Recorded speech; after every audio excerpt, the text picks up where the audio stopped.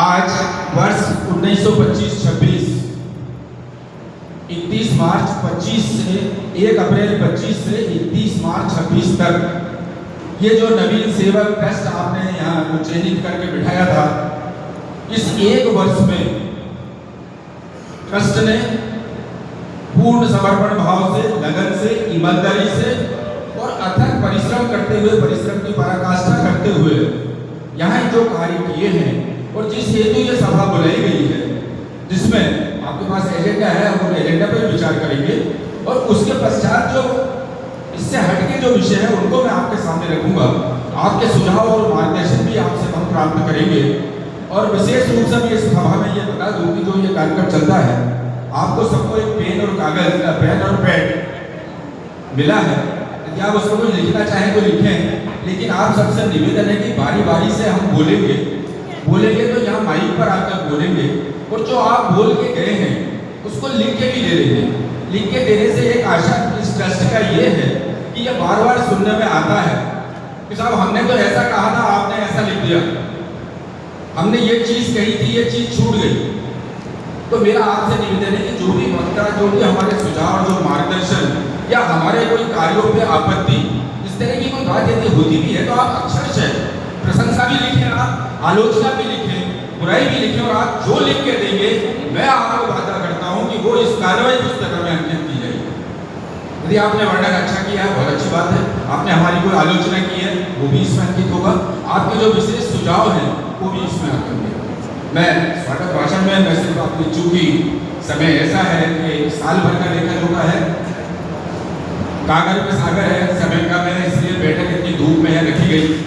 लेकिन यहाँ ये सेवक ट्रस्ट आपका और मुख्य ट्रस्टी इस एक साल में जो काम यहाँ आपके सुझाव और आपके मार्गदर्शन और आपके सहयोग से जो संपन्न किए गए हैं, मैं उनका वाचन आपके सामने जरूर करूँगा।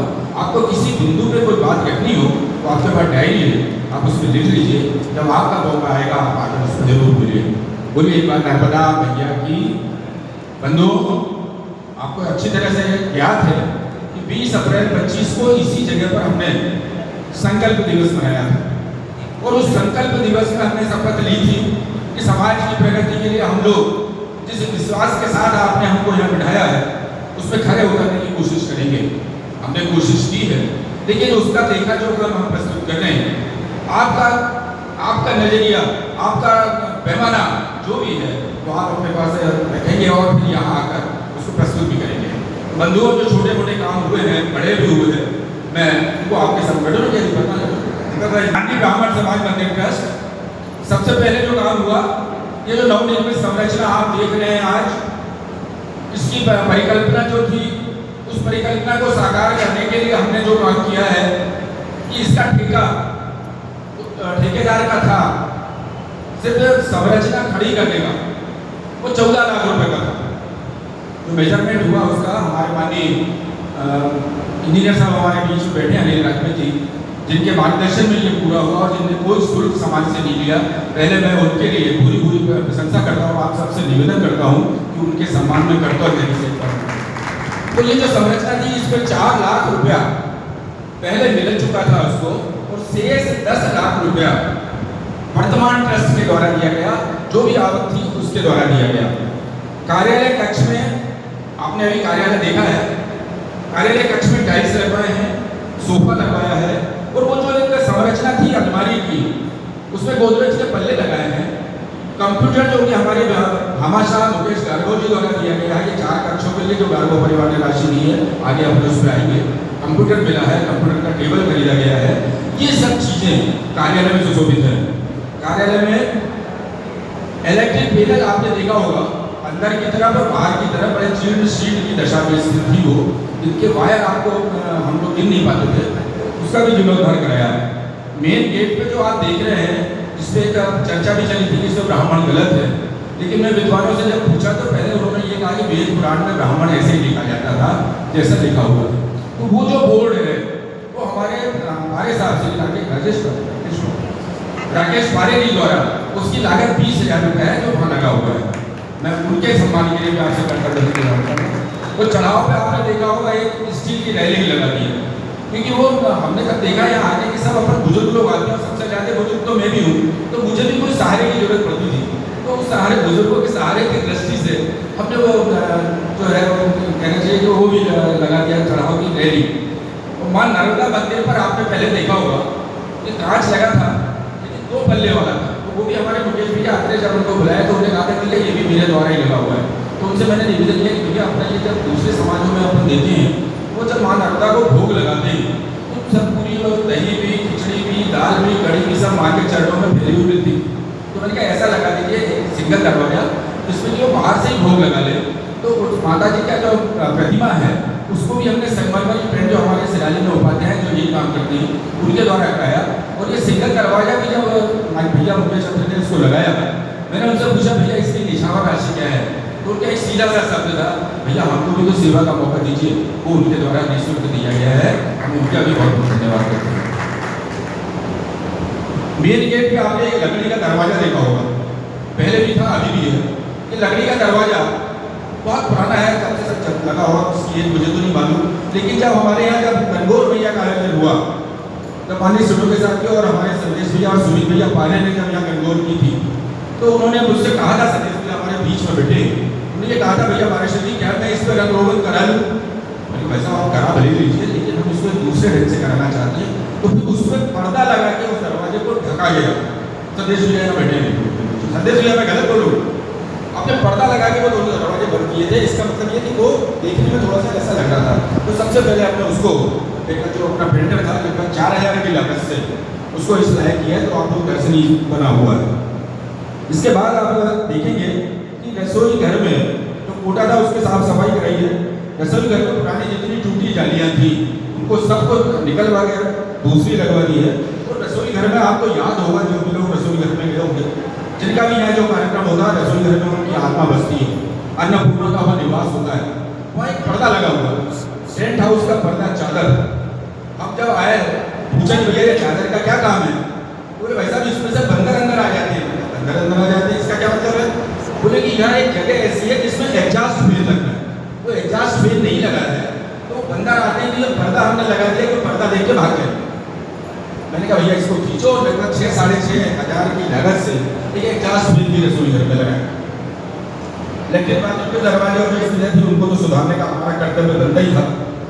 ऊपर छत पर 1000 स्क्वायर फीट कच्चा वर्षों से था, आप सबने देखा होगा। एक यहाँ कार्यक्रम था, मनोज जी शुक्ला के मनोज ने उसका सहयोग किया और मैं हमारे बीच हमारे वरिष्ठ बैठे हुए हैं श्री अशोक जी नेगी।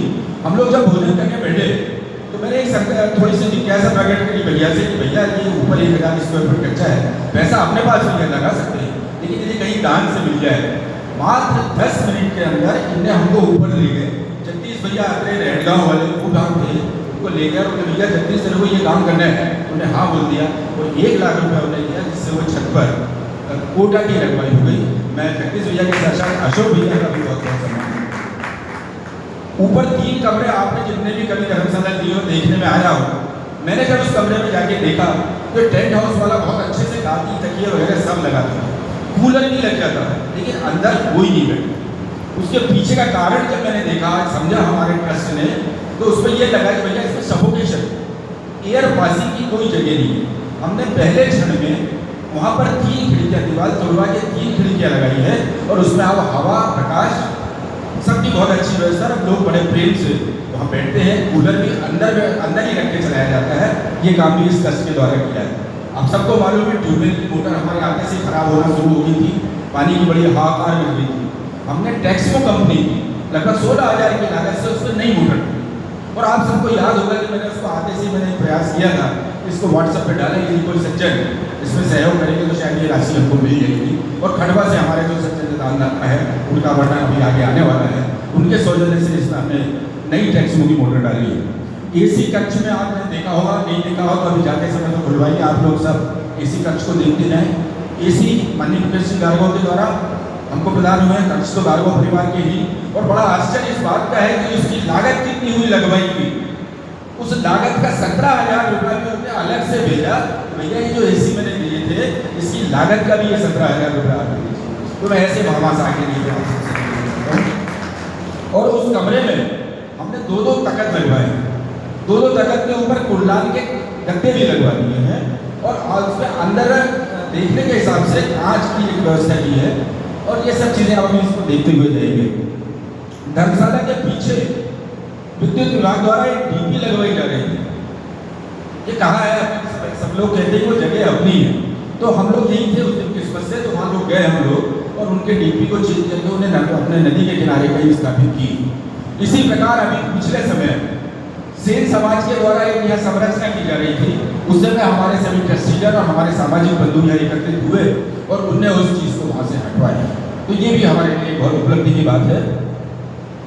अब यहाँ इस कार्यक्रम यहाँ धर्मशाला में एक साल में जो सामाजिक और आध्यात्मिक कार्य, जो संरचना के कार्य हुए, अब जो सामाजिक और आध्यात्मिक कार्य हुए, भैया सुभाष जी आपका बहुत बहुत स्वागत। 20 अप्रैल को संकल्प दिवस, दोनों सावा जो हमारे थे पिछले साल के, उसमें हमारे गंगोर भैया विराजमान थी, जैसा मैंने आपको बताया सिद्धों के परिवार द्वारा और वाले परिवार द्वारा। पार्थेश्वर समिति हमारे मधुबागा हमारे बीच में बैठे हैं, पार्थेश्वर समिति द्वारा पार्थेश्वर पूजन और शिव पुराण का भी आयोजन हुआ। शिव पुराण के जो हमारे व्यास पीठाचार्य थे, हमारे नवयुवक ऊर्जावान पंडित प्रफुल्लानंद जी मसनगांव वाले, माँ नर्मदा के आपको बीच में एक प्रकरण पढ़ने को मिला होगा कि हमारी माँ नर्मदा के नाम पे मुर्गा मुर्गियों की प्रजाति के नाम रखे गए थे। नर्मदा मुर्गा, नर्मदा मुर्गी, इस टाइप का नाम रखा गया था और उसके एडवर्टाइजमेंट भी आ रहे थे। जैसे ही हमारे संज्ञान में आया, हम लोगों ने मिलकर उसका विरोध किया और माननीय कलेक्टर साहब को ज्ञापन दिया। उसका प्रतिफल ये हुआ कि जो यहाँ एजेंसी थी उन्हें वो प्रचार प्रसार की सामग्री वहाँ से हटाई। ये भी अपनी उपलब्धि के बीच में आता है। मातृ शक्ति द्वारा हर्षोल्लास से हरियाली महोत्सव मनाया, भवन पर श्रावणी उत्सव मनाया गया। वार्षिक साधारण सभा भी यहाँ पिछले जो 24-25 की थी वो भी आयोजित हुई। मिट्टी के गणेश बनाने की कार्यशाला भी अपने भवन में आयोजित की गई। दानवीर भामाशाह मुकेश जी गाड़वों का यहाँ सम्मान हुआ। हमारे सामाजिक संत सुदेश जी सांडिल का यहाँ सम्मान हुआ। हमारे नवयुवक ऊर्जावान श्री गीते जी का यहाँ सम्मान हुआ। 5 दिवसीय गणेश उत्सव हमारे युवा मंडल द्वारा यहाँ आयोजित हुआ। पार्थेश्वर समिति द्वारा भवन पर हरतालिका तीज का उद्यापन भी संपन्न हुआ और शताब्दी वर्ष का 22/9/25 को हमने यहाँ बड़े धूमधाम से अपने भवन में आगाज किया और एक ध्वज स्थापित किया है।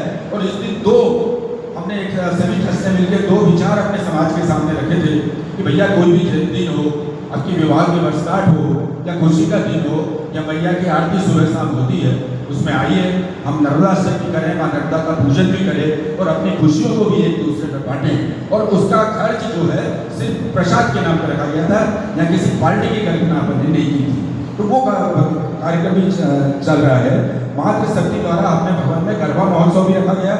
सामूहिक काव्य उत्सव, आपको आश्चर्य होगा कि जैसे जैसे हमने पहला ये चारों पक्ष आवंटन के लिए कदम बढ़ाए थे, तो ये हमको बहुत सौभाग्य की बात है कि हमारे यहाँ का जो ऐतिहासिक पट्टाभिराम मंदिर है, जिसने अपना 125वां वर्ष यहाँ मनाया था, उनके द्वारा इनका उद्घाटन हुआ और बहुत हमारे लिए आशीष और शुभकामना और बहुत अच्छा सा मैं समझता हूँ कि उस दिन उनके संत मुत्तु स्वामी जो सिर्फ एक टावल लपेटते हैं और जमीन पे सोते हैं और 12 महीने उसी अवस्था में रहते हैं, वो प्रसिद्ध संत, उनके चरण कमल इन चारों कक्षों में पड़े, इसलिए मैं उनके चरणों में प्रणाम करता हूँ।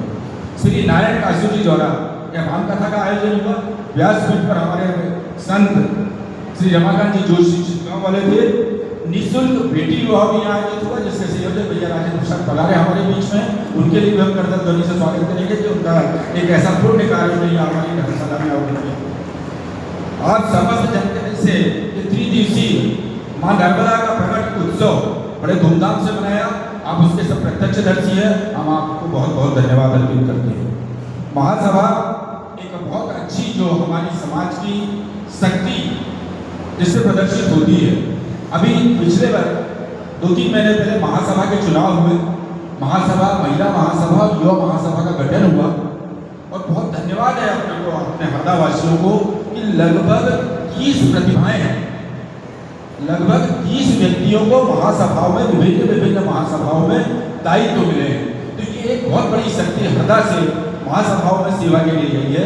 और मैं तो ये समझता हूँ कि ऐसा इतनी बड़ी संख्या में जो पहली बार महासभा में इतना प्रतिनिधि हरदा से जा रहा है, उन प्रतिनिधियों को उनके नाम में आगे वाचन करूँगा, जिनको कि आपको मालूम नहीं हो तो उनके नाम भी मैं लूँगा यहाँ। और जितनी भी शोभा यात्रा अपने यहाँ से निकली है भवन के पास से जितनी भी शोभा यात्रा निकली है, हमने उन सबका यहाँ पुष्प वर्षा करके स्वागत किया। कोई सी भी आपको याद होगा, चुनरी यात्रा भी यहाँ से निकली थी अपने समय।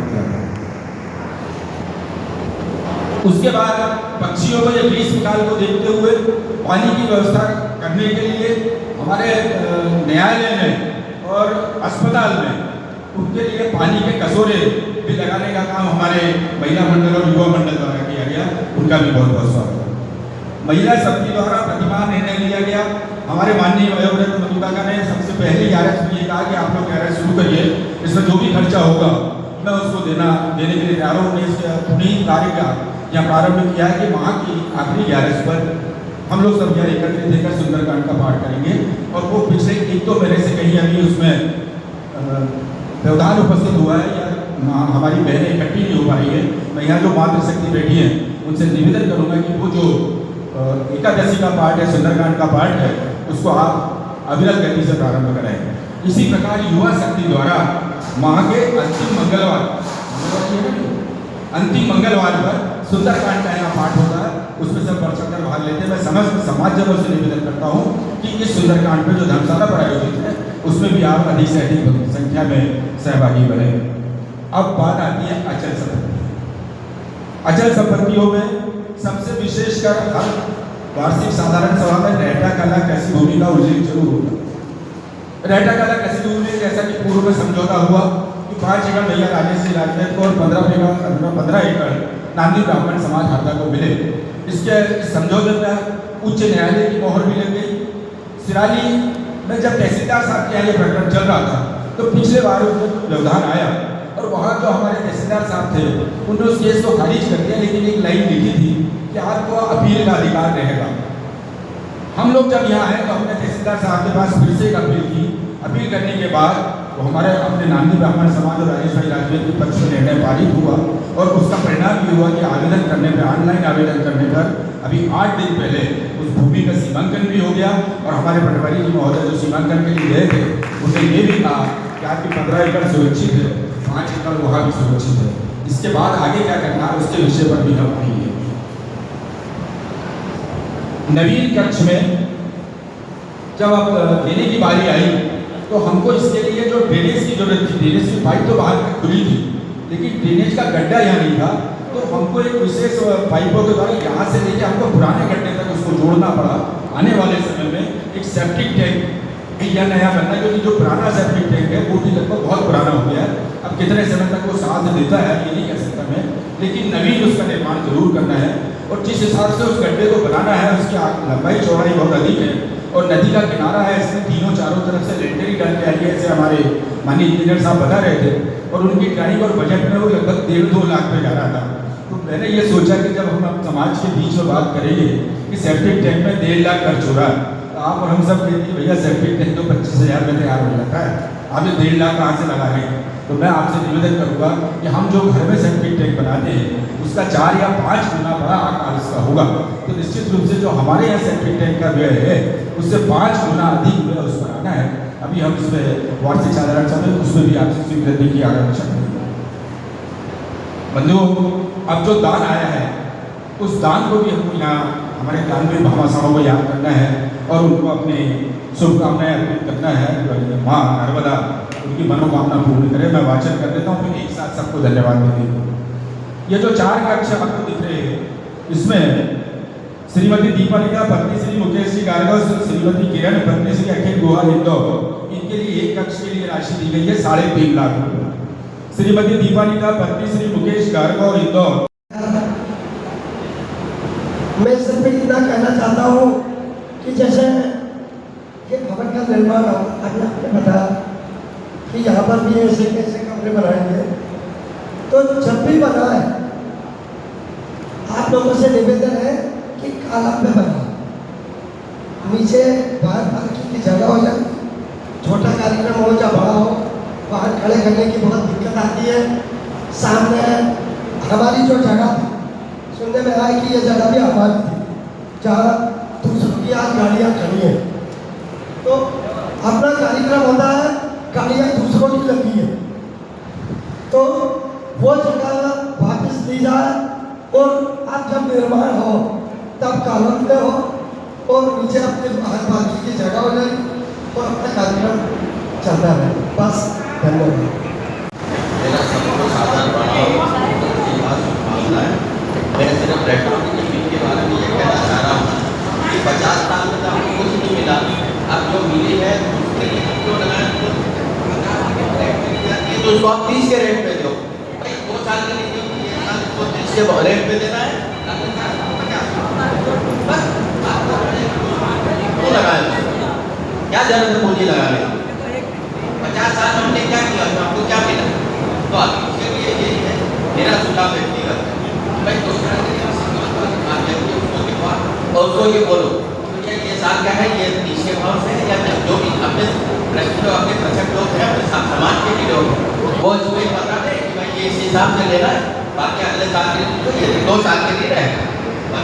मेरा यही सुझाव। सामान्य बंधुओं को मेरा सादर प्रणाम। मेरा आदरणीय जो हमारी ट्रस्ट है अध्यक्ष महोदय, आपसे निवेदन की जो पूजन होली का जो प्लाट है जिसकी हम बात कर रहे हैं, तो वहाँ मेरा एक आप सभी से निवेदन है कि वहाँ पे भवन बनाए जाए, छोटे छोटे भवन बनाए जाए, मतलब फ्लैट बनाए जाए वहाँ पे, और उनको हमारी समाज के जो लोग हैं, जैसे मान लो मैं अगर आप लोग भेजते हैं तो मैं एक फ्लैट भी लूँगा, तो वहाँ पर फ्लैट ऐसे बना दी जाए, एक कॉम्प्लेक्स बना दिया जाए, नीचे दुकानें हों और ऊपर मकान हो, ताकि हमारे जो छोटे जो लोग हैं वो उसको खरीद लें, तो जगह भी हमारी होगी और वो मकान भी हमारे होंगे और आजीवन वो हमारे हो जाएंगे, और हमारे को सहारा मिल जाएगा कि हमारा खुद का एक मकान होगा। तो जैसे जो भी परिवार होंगे, करीब 10, 15, 20 परिवार हो सकते हैं, हम जैसे मल्टी बनती है ऐसी मल्टी बनाए उनको परिवार को दे दें, ये मेरा सजेशन है।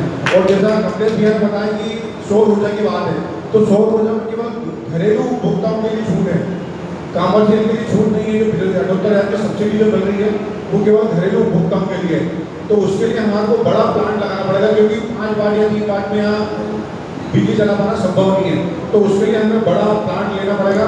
तो उसके लिए हम लोग दान देने को तैयार है, यदि आप लोग बोलेंगे समाज चाहेगी तो हम उसके लिए जो भी हमसे बन पड़ेगा हम तैयार हैं उसके लिए। और निवेदन यही कि सबसे पहले वहाँ पर मकान की यदि प्लानिंग होती है, छोटे छोटे फ्लैट की जो गाँव से लोग आते हैं, बच्चे पढ़ते हैं उनके, तो उनके लिए यदि यहाँ पे मकान बन जाते हैं उस जगह पे, और उसके लिए हम बिल्डर को तैयार कर लेंगे। हमको तो 40% बिल्डर को देना, 60% हमारे को रहेगा, तो आय भी होगी हमारी और लोगों का घर हो जाएगा। यदि आप लोग उचित समझे समाज सकते तो इसको देखें। अभी 26 तारीख 26 मई 2026, तो आप सभी सादर आमंत्रित हैं। धन्यवाद। आपको मार्गदर्शन करें आगे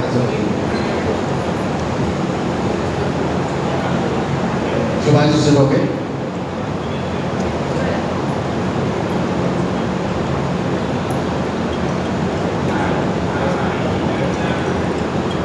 करने के लिए सभी से अनुरोध करूंगा कि मैं अपने दर्शकों को सम्मान उतारकर नवराष्ट्र का सामाजिक को आमंत्रित करता हूँ अपना स्थान ग्रहण करें। साथ ही अगर राज्य का अनुरोध करूंगा कि वे वरिष्ठगण, मातृशक्ति, युवा शक्ति सभी को नर्मदे और यथायोग्य प्रणाम। आज जो वार्षिक सभा रखी है इसमें मैं हमारे अध्यक्ष महोदय जी एवं ट्रस्ट को मैं बहुत बहुत धन्यवाद देता हूँ, जिसमें युवाओं को उन्होंने अपने ट्रस्ट में भी स्थान दिया है, जिसमें हमारे भाई अक्षय नेगी को अध्यक्ष के रूप में यहाँ पर मनोनीत किया है, तो उसके लिए मैं धन्यवाद ज्ञापित करता हूँ। इसके अलावा मैं जैसे समागम की समागम जो प्रोग्राम हुआ था समागम का इंदौर में, वहाँ पर नर्मदा जी का एक चौक निर्माण हुआ था। उसी तरह से हम चाहते हैं कि हमारा भी यहाँ पर युवाओं की तरफ से मैं अपनी बात रख रहा हूँ कि यहाँ पर चौक का भी एक निर्माण हो, जिसका नर्मदा चौक या जो भी हम सभी यहाँ पर उपस्थित हैं निर्णय लेंगे उस पर उसका नाम हम रख सकते हैं।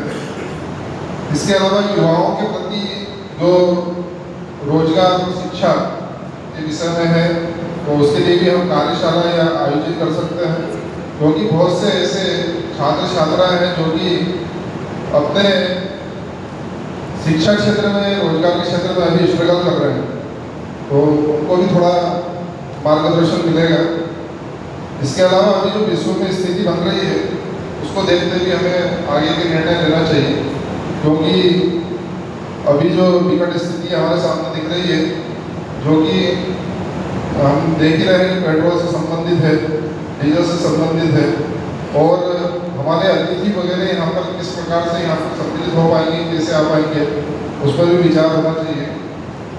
और हम युवाओं ने यहाँ पर हर माह के अंतिम मंगलवार जो है सुंदरकांड का आयोजन रखा हुआ है। उसमें हम सभी समाजजन से आग्रह करते हैं कि वे इस सुंदरकांड के कार्यक्रम में जरूर पधारें और इसको भव्य रूप प्रदान करें, जिससे हम लोग आपस में इस प्रकार से एक बैठकर चर्चा भी कर सकते हैं, जो कि एक अच्छा माध्यम है। धन्यवाद। ट्रस्टीगण, मंचासीन सदस्य, सामाजिक बंधु एवं सामान्य मातृशक्ति, मैं मीटिंग में आता हूँ और अंतिम छोर पर बैठता हूँ। मैं भाई संदेश कुमार जी पाने की बात से सहमत हूँ और यह मेरी व्यक्तिगत राय है, इसको आप ऐसा ना लें। यदि उस गुजर होल्डिंग के प्लाट पे यदि मल्टी बना के फ्लैट बनाया जाए और अपने सामाजिक ऐसे बंधु जो वर्तमान में मकान क्रय नहीं कर सकते हैं, उनको रियायती दर पर वहाँ मकान उपलब्ध कराया जा सकते हैं। वर्तमान में वह जगह धर्मशाला के लिए उपयुक्त नहीं है, या फिर यदि समाज चाहे या ट्रस्ट चाहे तो वो जगह बेचकर और कई जगह उपयोगी जगह ली जा सकती है, जहाँ भव्य रूप से धर्मशाला का निर्माण हो जाए। यदि मैंने उस जगह को देखा है, लगभग 45 स्क्वायर फीट के करीब है, तो वहाँ यदि किसी इंजीनियर से नक्शा बनाया जाए तो मेरे हिसाब से संभवतः वहाँ अच्छे फ्लैट बन सकते हैं। वो जैसे समृद्धि अपार्टमेंट है, तो जहाँ बहुत सारे हैं, तो अपने समाज के ऐसे लोग जो खरीद नहीं सकते मार्केट में, क्योंकि पाबंदियों के रेट बहुत बढ़ चुके हैं, तो यदि समाज इस जगह या इस क्षेत्र में यदि पहल करती है तो ये नवाचार होगा। और जो हम चाह रहे हैं कि भारत में हरदा ट्रस्ट का नाम हो, तो एक नई प्रकार की पहल है यदि समाज चाहे तो। और ये मेरी व्यक्तिगत राय है, आप यदि सभी सामाजिक चाहें तो सहमत हूँ तो करें, अन्यथा मैं मैडम की बात है सहमत हूँ उसको बेच के कहीं अच्छा बड़ा प्लाट मिल जाए तो वहाँ धर्मशाला बने। बाकी वो किसी उपयोग की जगह नहीं है, ये मेरा मत है। बाकी समाज जैसा चाहे और शताब्दी समारोह में समाज जो भी हमसे सहयोग चाहेगा हम उसके लिए शहर से तैयार हैं। धन्यवाद। हमारे किशोर भैया हाजिर हुए, उनका भी बहुत बहुत स्वागत, वंदन, अभिनंदन। ये हाईवे पत्रक जो आपके सामने प्रस्तुत किया, ये बहुत इसमें चूंकि अभी इस बार ज़्यादा इसलिए होगी, जितना चार्ट अपनी संरचना थी उसमें जितना ज़्यादा अधिक खर्चा हुआ वो आपको ऐसा लग रहा होगा कि इसमें लगभग 24 लाख रुपए का अपना खर्च है। और इसका अभी आपने बताया, उसको मैं फिर से एक बार रिपीट करना चाहूँगा मेरे हिसाब से, कि ये जो भवन का आवंटन हुआ था, इस एक साल में जो भवन आवंटन से हमको राशि हुई वो है 5 लाख रुपए। उसके बाद बर्तन से हमको मिला 1,35,900 रुपया।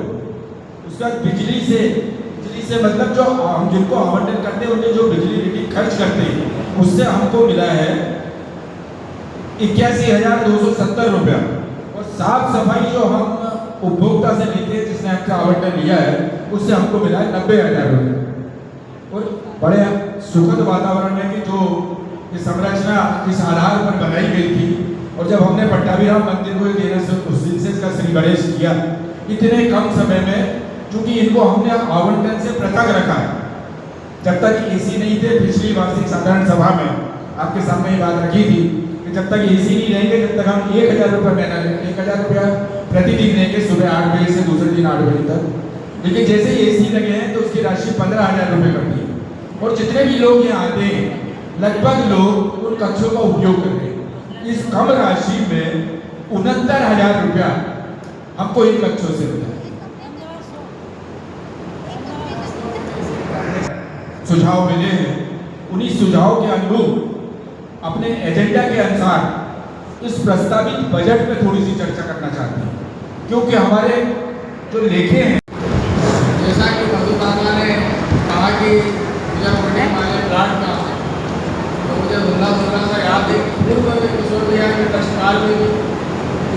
सर्वसम्मति से पारित हुआ था कि खेड़ी पुराना जो मकान है उसको बेच के कुछ इधर से पैसा मिला के कुछ सामाजिक बंधुओं के दावा दे के उस गुजर होल्डिंग वाले प्लाट पे हाल में कमरा का निर्माण किया जाए और आप सब लोग इसके लिए तैयार हैं तो अपन सर्वसम्मति से इसको बेच के सबके हस्ताक्षर के साथ इस राशि को हम गुजर होल्डिंग पे लगाने को तैयार हैं।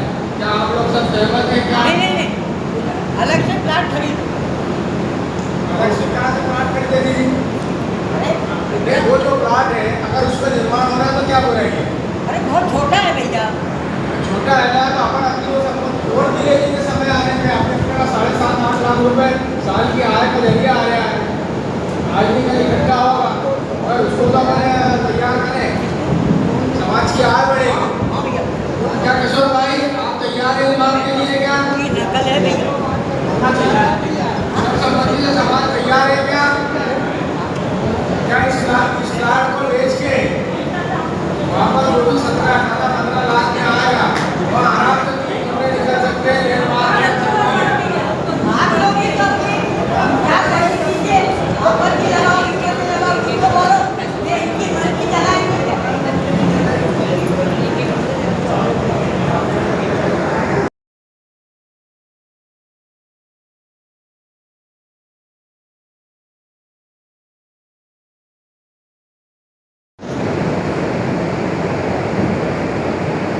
जो इस अवसर पर होने वाले कार्यक्रम एवं स्मारिका पर चर्चा की गई, इसमें आपके अमूल्य जो विचार हैं वो हम आमंत्रित करते हैं। तो अब आपके विचार यहाँ अमल कर सकें और आने वाले कार्यक्रम को बृहद रूप से हम किस प्रकार बना सकते हैं, इसके लिए आपके अमूल्य विचारों का स्वागत करते हैं। आप अपने अमूल्य सुझाव जरूर दीजिएगा, लेकिन मैंने आपसे निवेदन किया है कि आपका पेड डायरी आपके बोलने के बाद आप जो इसमें लिखवाना चाहते हैं उसको एक कागज में लिख के भी दे दें तो वो अक्षर से यहाँ लिखा जाएगा। तो जैसा मैंने आपसे निवेदन किया है कि खुला मंच है, वार्षिक साधारण सभा है, आपके अमूल्य सुझाव भी चाहिए, आपकी प्रशंसा भी चाहिए, आपकी आलोचना भी चाहिए और यदि कहीं गलती पर भी आप प्रकाश डालना चाहें तो हम भी अपना आचरण बिछा के उसको लेने के लिए अब आइए, आपके अमूल्य सुझाव प्रस्तावित है। बहुत बहुत धन्यवाद।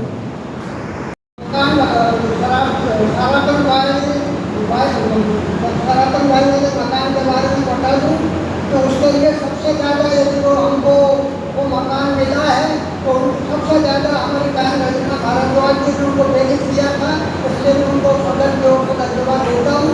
दूसरी बात मैं ये बता दूँ कि शिव कुमार भैया मुझे ये कह के गए कि वो जो पूरा बाजू वाला जो मकान है उसमें आधी रजिस्ट्री सनातन भाई के नाम है, एक भाग की रजिस्ट्री शिव कुमार भैया के नाम, उनका एक केस भी चल रहा है और उन्होंने मुझसे कहा था कि अशोक बाबू ये केस अपन जीत गए तो कुछ ऐसा नक्शा बनाएंगे कि समाज के प्लाट से वो प्लाट जुड़ जाए तो पूरा का पूरा अपन समाज को दे दें। दूसरा मेरा निवेदन ये है कि यदि सोनी परिवार तैयार हो जाए पहले आपके प्रयासों से तो वो बेचने वाले हैं, वो उनका तेल वगैरह सही रहेगा सब तैयार हो जाए तो इकट्ठा यदि प्लाट बिकेगा तो हमको ज़्यादा कीमत आएगी अपना प्लस वो, और ये जो अपना है इसको अपन बेचेंगे तो उसकी कीमत अपने को नहीं आ पाएगी तो उस पर विचार करना है। मंचासीन ट्रस्ट एवं उपस्थित सभी वरिष्ठ जनों के चरणों में सादर प्रणाम करता हूँ। मेरा बस सुझाव तो नहीं कहूँगा इस वक्त, आशीष भैया की जो बात थी उसे ट्रस्ट के सामने निवेदन के रूप में बताना चाहता हूँ कि ये जो नर्मदा चौक वाला सर्वप्रथम प्रयास है युवा संगठन के द्वारा किया गया था। चूँकि अब ये प्रयास प्रक्रियाधीन है तो आपसे निवेदन है कि इसे जल्दी से जल्दी अपना जो शताब्दी समारोह होने वाला उसके पहले इसे सरकारी रूप से घोषित करवा लें तो हम जो समागम में जिस प्रकार से नर्मदा चौक का अनावरण किया गया था उसी रूप में भावी और दिव्य से हम बना सके। बहुत बहुत धन्यवाद। और ट्रस्ट जो भी युवा संगठन से अपेक्षा रखेगा उस पर 100% खड़ी उतरेगी, इस बात का मैं आपको विश्वास दिलाता हूँ। धन्यवाद।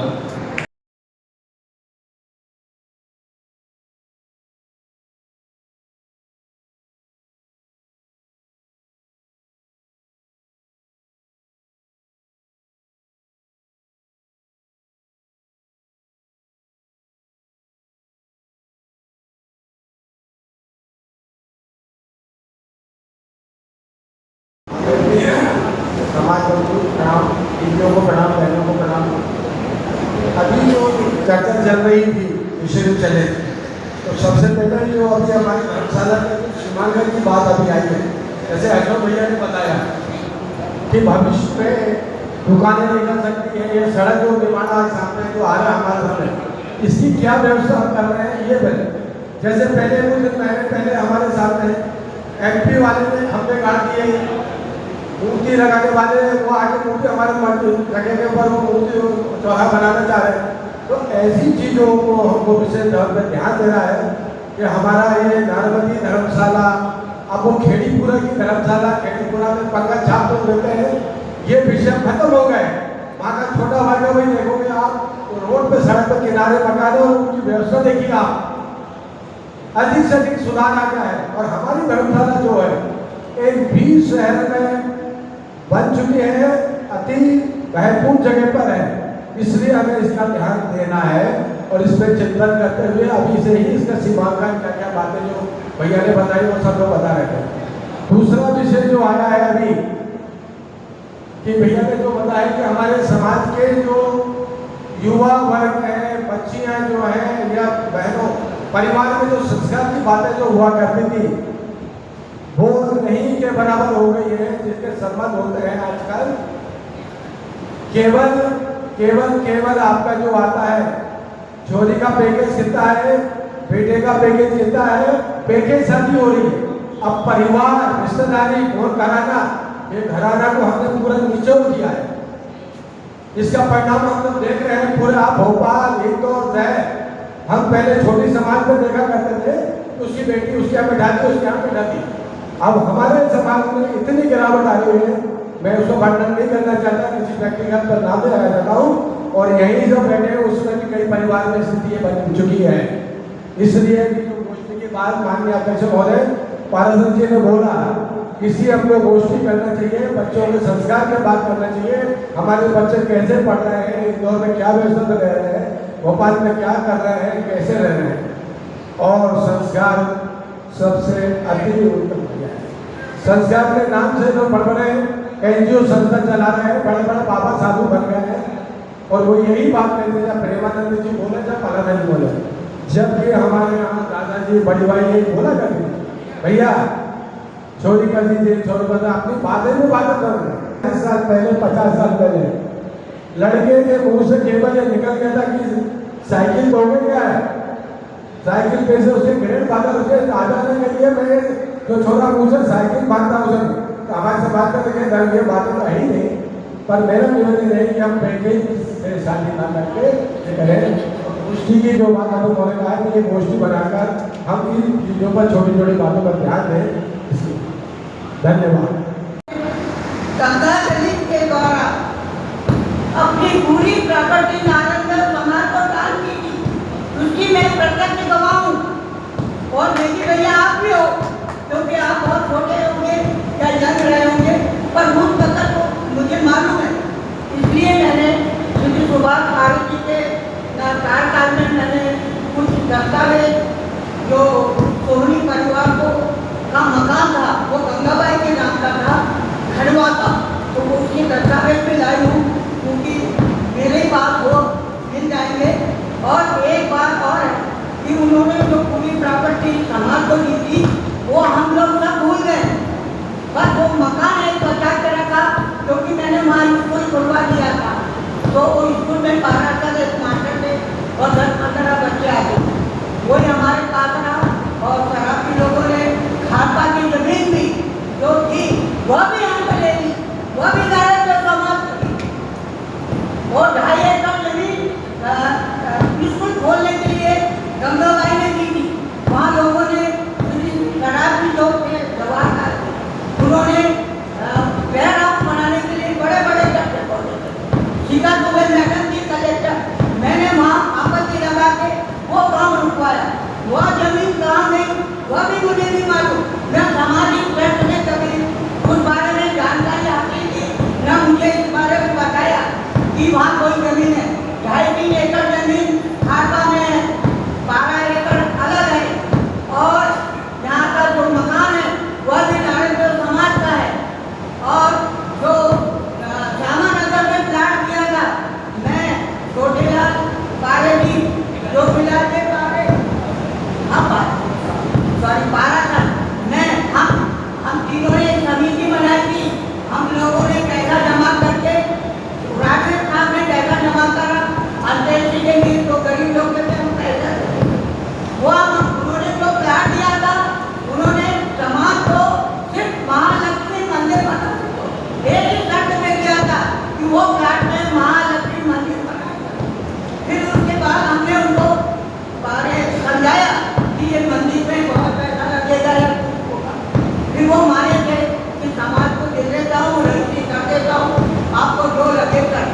तो ये मैं आप लोगों के दिमाग में डाल देती हूँ, क्योंकि 2-3 लोग तो ऊपर चले गए, मेरी भी गाड़ी है। आपको समझ में आना चाहिए कि हमारे समाज में क्या क्या संपत्ति है। हम पुराने लोगों को मालूम है कि हमारे पास क्या है। तो मैंने आपके साथ यह पूरा शेयर किया है, आपको जितना अच्छा लगे, पर मेरा ज़्यादातर मन है कि ये सामने के प्लाट को जल्दी जितना हो सके हमसे जो भी मदद करें। आप पहले इसकी शुरुआत कीजिए। धन्यवाद। युवा शक्ति, सभी ट्रस्टीगण, आदरणीय अध्यक्ष महोदय, मेरे मात्र 2 भाई हैं। जमीन का सीमांकन हो गया है 15 एकड़ का, इसमें 6 एकड़ आज उपजाऊ है, उसमें मूंग बोया हुआ है। बाकी 9 एकड़ जमीन में मुश्किल से 15 या 20 बमूल के झाड़ हैं। बाकी मिडिल स्कूल ग्राउंड जैसे पड़ी हुई है। बाकी जो रायस भाई को मिली है उसमें बमूल भी है और भी कुछ भी है। अब वो 9 एकड़ तो ज़मीन है और बाकी उपजाऊ ज़मीन है, जो मूंग कटने के बाद आप सोयाबीन के लिए हो सकते हैं। अब वो 9 एकड़ ज़मीन है और टोटल मिला के से 15 एकड़ ज़मीन को क्या हम डायरेक्ट किसी किसान को वोट दे दें कि उसको उपजाऊ करके, तो उपजाऊ करने में 30 घंटे हार्वेस्टर घूमेगा, कल्टीवेटर घूमेगा, ट्रैक्टर घूमेगा, ऐसा मिला के 1 लाख रुपये का खर्चा आ रहा है। क्या डायरेक्ट दे दें या कि उसको उपजाऊ बना के वोट दें, या आप बताएं। तो ये आज अगर उसको देते हैं तो फसल के लिए, गेहूँ और सोयाबीन के लिए, तो 30 या 35 हज़ार रुपये एकड़ जाएगी। इसका 4.5 लाख रुपये करीब 2 फसल का आएगा। अगले मार्च से हम मूंग देंगे तो उसका 55,000 50 हज़ार रुपये एकड़, 7.5 लाख रुपये साल की आवक होगी 2028-27-28 के लिए, और 26-27 के लिए 4-4.5 लाख रुपये की आय होगी। अब आप डिसाइड कर लीजिए कि इसको कैसा वोट देना, उपजाऊ करके देगा।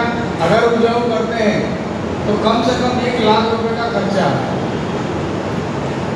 हम चारों ट्रस्टी और अध्यक्ष महोदय ने चर्चा करी इस पर, फिर हमने आज निर्णय आप लोगों को छोड़ दिया है। तो पहले 1 लाख रुपये खर्च करना पड़ेगा, इसके बाद 30 तारीख तक हम उसको 30,000 रुपये एकड़ में, 32,000 रुपये एकड़ में या 25,000 रुपये एकड़ में तो फसल के लिए दे सकते हैं।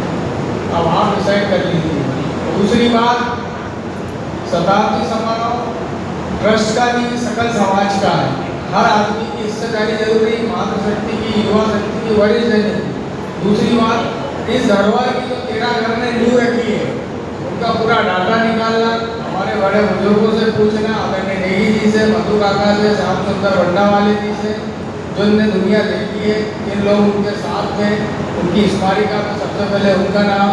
दूसरी बात, ट्रस्ट जब से बना है तब से आज तक ट्रस्टियों की फोटो मिलती है, तो उनके फोटो से नाम, उनका कार्यकाल। तीसरी बात, जो भी अपनी गुरु गादी है नर्मदा अंचल की, उन सबका विवरण होगा, किस परिवार का देश की आज़ादी में स्वतंत्रता संग्राम में योगदान रहा, कौन ने समाज को कितना दिया, क्या दिया, उसका कोई विवरण नहीं, बाकी जिनने जो सहयोग किया है उसका होगा। दूसरी बात, किसी परिवार ने या बुजुर्ग ने जो भी ख्याति प्राप्त करी है उसका उल्लेख है, कवि का उल्लेख है, शिक्षा के जीवन में क्या किया, समाज के प्रति क्या किया। इसके बाद हमारे जो व्यापारी है वो उसको विज्ञापन दे सकते हैं, परिवार का फोटो सहित, उसका शुल्क अलग रहेगा, जो समाज डिसाइड करेगी। ये दो महत्वपूर्ण काम है। अब आप लोग बता दीजिए कि ये किस स्तर पर बनाया जाए, क्योंकि अगर अच्छे ऊपर स्तर पर बनाते हैं तो आदरणीय नेगी जी ने कहा कि अपन समागम की बराबरी तो नहीं करते, लेकिन आप हद तक उसका पहुँच सकते हैं। तो 48 इकाइयों को निमंत्रण देना, दूसरे समाज के वरिष्ठ लोगों को अलग निमंत्रण देना, सम्मानित लोगों को सबको बुलाना। अब आप लोग, और इसके लिए ट्रस्ट के अलावा हम 4 ट्रस्टी अध्यक्ष महोदय के अलावा हमको आप लोगों के सहयोग की जरूरत भी लगेगी, महिलाओं की भी, युवा की, पूर्व ट्रस्ट की भी और वरिष्ठों की भी। इसलिए हमको समय समय पर हर आदमी का सहयोग चाहिए। क्या आप लोग इतने बड़े उत्सव मनाने के लिए तैयार हैं? तो करीबन 3,000 पब्लिक, 4,000 पब्लिक उपस्थित होना है। इसमें रहने की व्यवस्था, खाने की व्यवस्था, 2 दिन का मनाना है, 3 दिन का मनाना है, चल समारोह निकालना है, किसी VIP को बुलाना है, कोई राजनीतिक नेता को बुलाना है, ये सब आप लोग डिसाइड करें। कल को हम 4 ट्रस्टी अध्यक्ष महोदय डिसाइड करते हैं, कोई भी उंगली उठा लेगा कि तुमने अपने मन की कर ली, इसलिए हम आगे बड़ी सभा में कह रहे हैं कि कैलाश भैया या मेरी बात लिखो आप, जो मैं प्रोसीजर बोल रहा हूँ, ये सब बातें आप डिसाइड कर लीजिए किस स्तर पर मनाना है।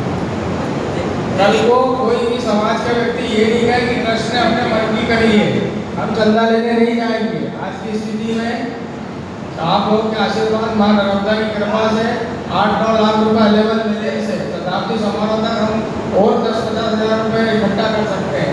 वोट चले जाएगी तो उसका भी 3 लाख रुपए हमको मिल जाएगा।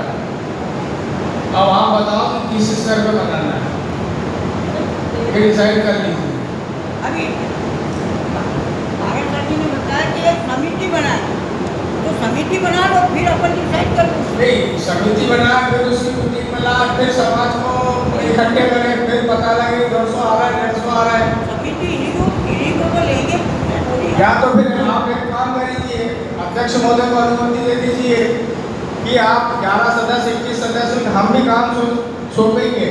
जैसे तेरा घर के लोगों का इतिहास जानना है, वरिष्ठ लोग आदरणीय लगन भैया है, नेगी जी है, भैया किसको क्या काम देना है, किस युवा को क्या काम देना है, महिलाओं को काम देना है, स्टेज कौन संभालेगा, पूरे ट्रस्टी स्टेज पे नहीं बैठेंगे, वहाँ अपन को VIP कैटेगरी नहीं करना, अपन को बाहर से आने वाले लोगों को सम्मान करना है। और कतई किसी को ये बुरा नहीं लगना चाहिए कि यार मेरे से माला नहीं मिल पाई। मैं आज घोषणा करता हूँ कि जरूरी नहीं है कि संजय काशी का नाम लिया तो संजय काशी का मुंह खुल जाए कि मेरे बड़ौदे जी को या किसी सरकार को माला क्यों नहीं मिलाई। भाई जो उपस्थित सम्मानीय है वो कब पढ़ेंगे, हम बन गए ट्रस्टी ठीक है। अगर मान लो हमसे भोजो बैठे, बिल्लोरे जी बैठे, पवारे जी बैठे, उनने अगर माला पहना दी मेरी जगह तो मेरे को बुरा नहीं लगना चाहिए। क्या मैं ट्रस्टी हो गया मैंने माला नहीं पहनाई, ये बात ध्यान रख लेना। पता लगे सुबह से शाम तक हमारी समाज माला ही पहनाती रह जाए, 4 लोग 5 लोग माला पहनाएंगे, उनका सम्मान करेंगे और वो स्टेज पे बैठेंगे। और मैं आज बोल रहा हूँ कि उस स्टेज पे मात्र अशोक पराशर जी के अलावा कोई स्टेज पे नहीं बैठेगा, और जो सम्मानीय बड़े बुजुर्ग को बैठेंगे, बाकी हम सब ट्रस्टी काम में लगे रहेंगे। खुली बात, ना महिला को बुरा लगना चाहिए, ना युवा को, ना किसी वरिष्ठ को। ये तो शाम तक 2 दिन तक माला चलती रहेगी, इसलिए ये काम नहीं रहेगा। अपन को आगे बढ़ा जिस प्रकार समागम में हुआ उसी प्रकार हम करेंगे। आप लोग तैयार हैं इस बात के लिए?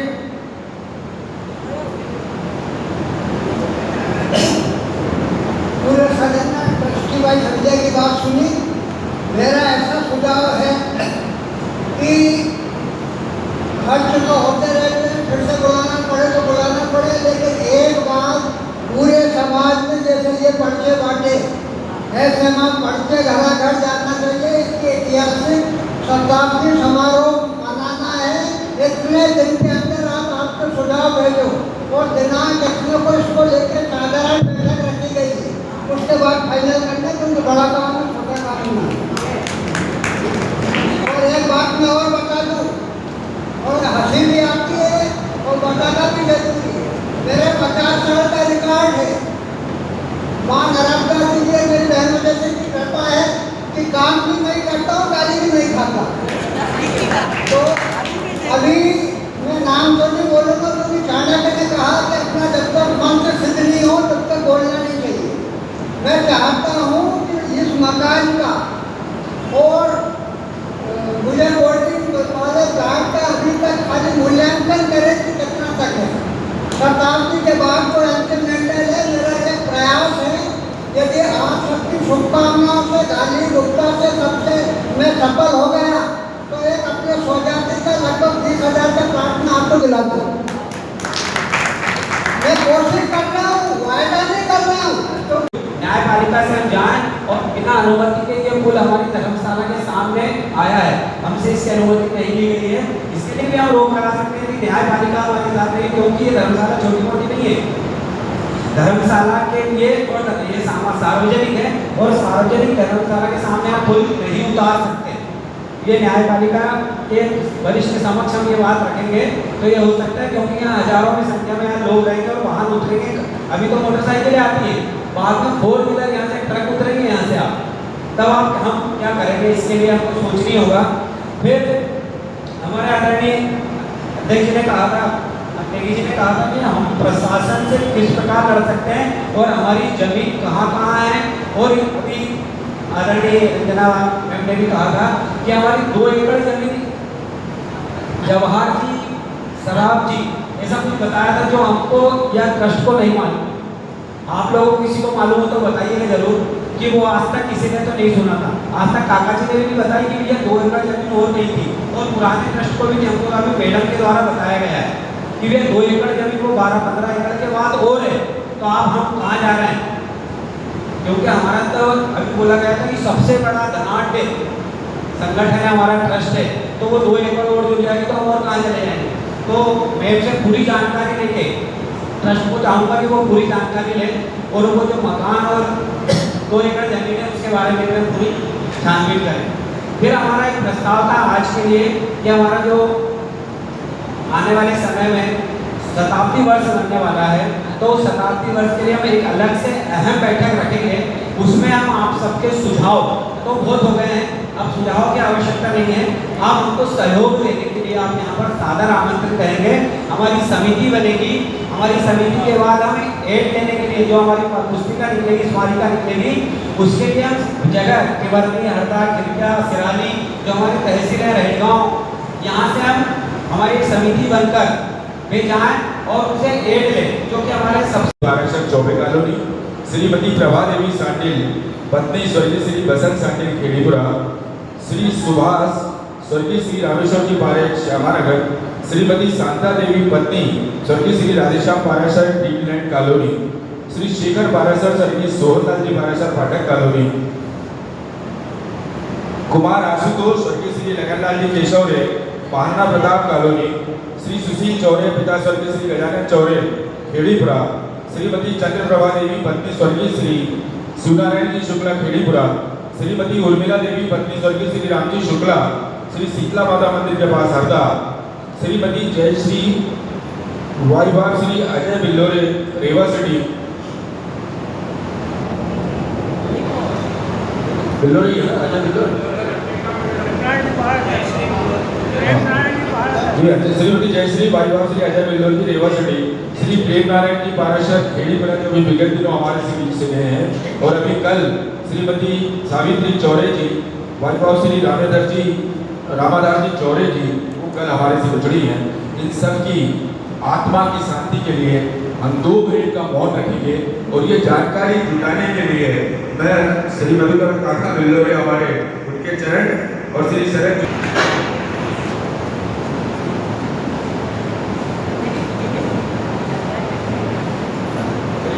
भैया की 2 मिनट का मौन रख रहे हैं, हम श्रद्धांजलि देने के लिए।